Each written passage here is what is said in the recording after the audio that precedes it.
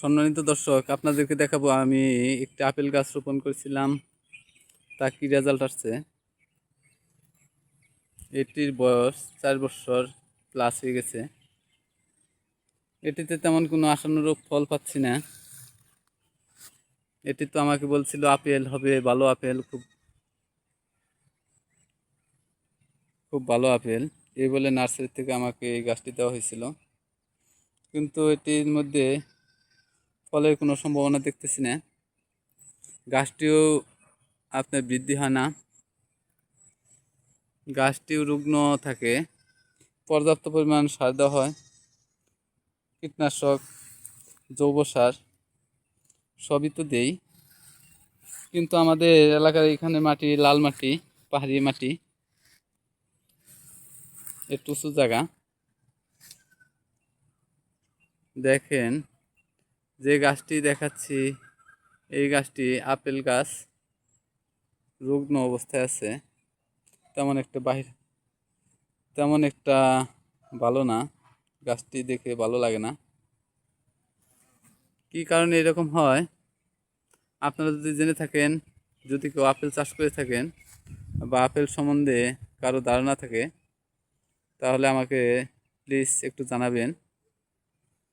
এই আপেল গাছটি সঠিকভাবে যত্ন যদি নিতে পারি, হয়তো বা আপেল আসবে। আমার মনে হয় না এখন যে অবস্থানে আছে এটি আরও 10 বছর থাকলে আপেল আসবে। আর আপেল তো আমাদের এলাকায় আসে কিনা তাও বলতে পারি না। কোনো রকমের ফুল ফল দেখা যায় না এখনো। এখন তো আমার সন্দেহ হয় যে এটি আপেল কিনা, আপেল গাছ কিনা, তাই তো বলতে পারি না।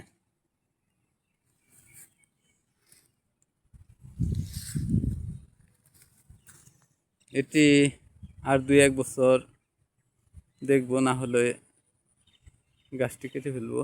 কেটে ফেলা ছাড়া কোনো বুদ্ধি নেই।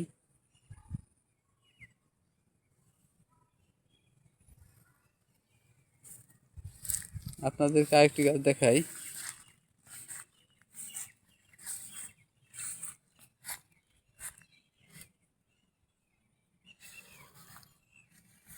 এই যে একটা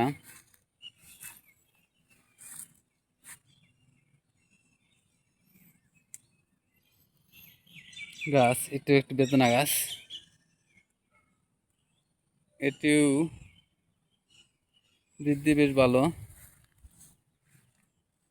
এটি অনেক পুরানি লাগানো হয়েছে। এইভাবে বেড়া দিয়ে, চতুর্দিক দিয়ে বেড়া দিয়ে দিয়েছিলাম।